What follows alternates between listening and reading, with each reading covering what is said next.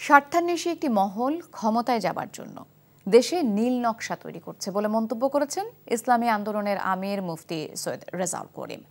দেশের বেশিরভাগ রাজনৈতিক দল সংখ্যানুপাতিক পদ্ধতিতে নির্বাচন চাইলেও ব্যক্তি স্বার্থে কিছু দল তা চায় না বলে অভিযোগ করেন তিনি।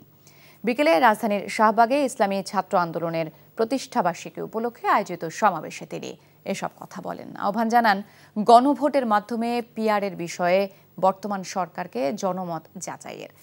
মৌলিক সংস্কার ও বিচারের ওয়াদা অন্তর্বর্তীকালীন সরকার ভঙ্গ করেছে বলেও অভিযোগ করেন রেজাউল করিম। পুরাতন পদ্ধতিতে জাতীয় নির্বাচন হতে দেয়া হবে না বলে এ সময় হুঁশিয়ারি দেন তিনি। বড় সংস্কার হলো এই 53 বছরে যে পদ্ধতিতে নির্বাচন হয়েছে, এই নির্বাচনের মাধ্যমেই ফ্যাসিস্ট তৈরি হয়েছে, খুনি তৈরি হয়েছে, চাঁদাবাজ তৈরি হয়েছে, আমাদের দেশের টাকা বিদেশে পাচার হয়েছে।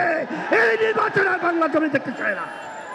আপনারা যেন তো একটা নির্বাচন করবেন, আবার চাঁদাবাজদেরকে পুনর্বাহন করবেন, আর আমাদের মায়ের কোলে আবার সন্তান হারা হবে।